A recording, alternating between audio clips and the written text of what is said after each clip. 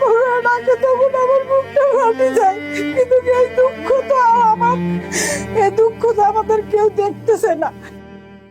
এই কান্নায় বলে দেয় কতটা কষ্টে আছেন বৈষম্য বিরোধী ছাত্র জনতার আন্দোলনে শহীদ ফল ব্যবসায়ী মিরাজুল ইসলামের স্ত্রী নাজমুল ইসলাম ও তার 2 শিশু সন্তানেরা। স্বামীর মৃত্যুর 3 মাস হলেও এখনই শোক কাটেনি এই পরিবারের। থাকছেন রংপুর নগরীর নিউ জুম্মাপাড়া এলাকায় বাবার বাসায়। সরকারি বেসরকারি অনুদান পেলেও জীবিকা নির্বাহী স্থায়ী সমাধান না হওয়ায় অনিশ্চিত ভবিষ্যৎ নিয়ে সংশয় প্রকাশ করছেন তিনি। আমাদেরকে খালি শুনি এই দিবে ওই দিবে, ওই দিয়ে কি আর আমার জীবন যাবে?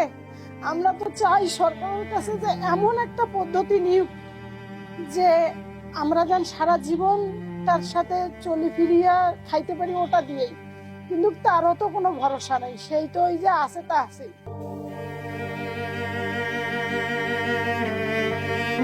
ছেলেকে হারিয়ে দিশেহারা মিরাজুলের মা আম্বিয়া বেগমও চেয়েছেন ছেলে হত্যার বিচার। আমি সরকারের কাছে আমার ছেলের হত্যার বিচার চাই, বুঝছেন? আর আমরা যে কিভাবে চলবো সেইটাই আমরা চাই। নগরীর পূর্ব শালবন এলাকার সবজি বিক্রেতা শহীদ সাজ্জাদ হোসেনের পরিবারের দায়িত্ব নেওয়ার তেমন কেউ নেই। ছেলের বউ নাতিকে নিয়ে কষ্টে দিন পার করছেন সাজ্জাদের মা ময়না বেগম।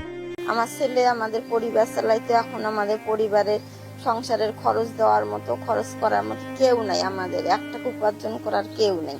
বাচ্চাটা কিভাবে পড়াশোনা করবে, মানুষ হবে, সংসার আমাদের কিভাবে চলবে, আমাদের কোনো উপায় নেই। এখন একটা ছোট ছেলে আছে, ফলের দোকানে থাকে, ও তো নিজেরই চলে না, ওর আমাদের আর কি দিবে।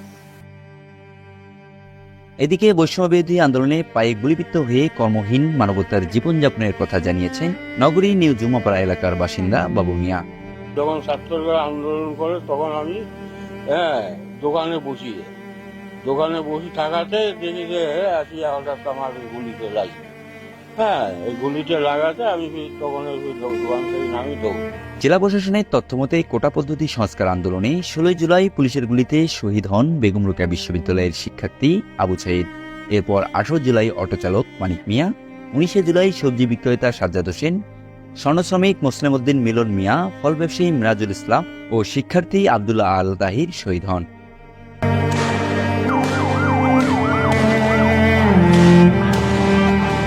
সাইফুল ইসলাম হৃদয়, রংপুর।